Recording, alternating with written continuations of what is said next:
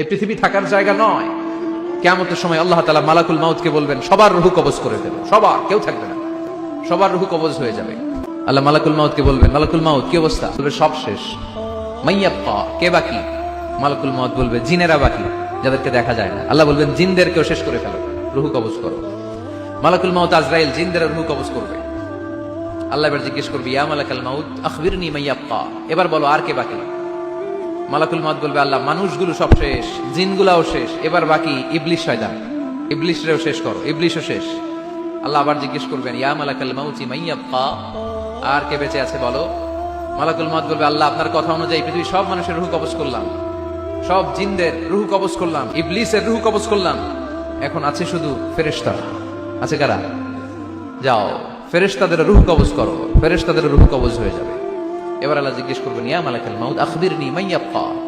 মালাকুল মাউত বলবে, আল্লাহ আপনার কথা মতো ধরে ধরে সব শেষ, ফেরেশতাও শেষ, চারজন ছাড়া, ইসরাফিল, জিব্রাইল, মিকাইল, আজরাইল। আল্লাহ এই চারজন আমরা বাকি।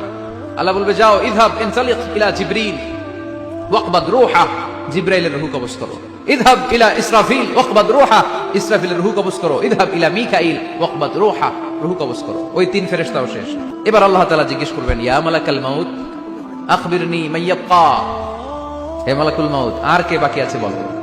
মালাকুল মাউত বলবে, আল্লাহ আপনার কথা মতো মানুষগুলো শেষ, জিনগুলো শেষ, ইবলিস শেষ, আমার বাকি তিন ভাই ইসরাফিল, মিকাইল, জিব্রাইলও শেষ, শুধু আমি। আল্লাহ বলবেন, কেউ নাই? মালাকুল মাউত বলবে, না আল্লাহ কেউ নাই। এবার আল্লাহ তাআলা বলবেন, মালাকুল মাউত তুমি তো সবাই রে মারছো, এবার তুমি মরো, এবার তুমি মরো, তুমি মরো। শোনার সাথে সাথে মালাকুল মাউতের কাঁপুনি ছুটে যাবে, খিঁচুনি এসে যাবে ভয়ে। আল্লাহ বলবেন, কাঁপুনি দিয়ে তো লাভ নাই, কারণ কুল্লু নাফসিন যায়িকাতুল।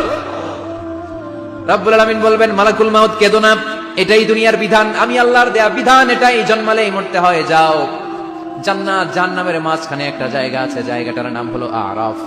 এই আরাফের মধ্যখানে যে দাঁড়াও, ওখানে যে মালাকুল মাউত কাঁপতে থাকবে।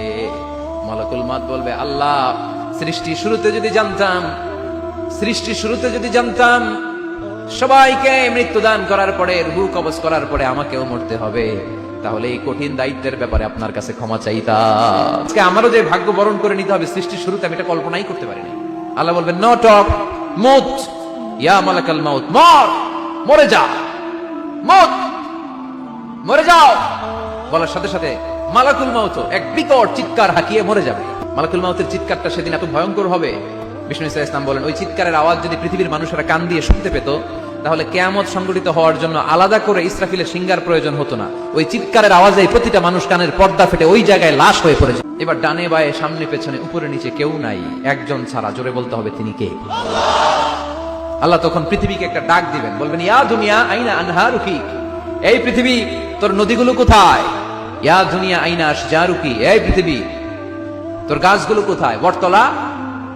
ইয়া দুনিয়া আইনাল জিবাল, তোর বড় বড় মাউন্ট এভারেস্ট পাহাড়, আলাস্কা পর্বতমালা, আলপস পর্বতমালা, এগুলো কোথায়? তুর পাহাড় আজকে কোথায়? ইয়া দুনিয়া আইনাল মুলুক, রাজা বাদশারা কোথায়, যারা ক্ষমতার দাপটে পা জমিনে ফেলতে চাইতো না? আইনাল জাবাবেরা, অত্যাচারী স্বৈর শাসকগুলো আজকে কোথায়? কোথায় আজকে? কোনো আওয়াজ নাই। আল্লাহ তখন হুঙ্কার দিয়ে বলবেন, লিমানিল মুলকুল ইয়াউম, who belongs the kingdom today. Allah চিৎকার দিয়ে বলবেন, আজকে ক্ষমতা কার? আওয়াজ করে বলেন, সেদিন ক্ষমতা কার?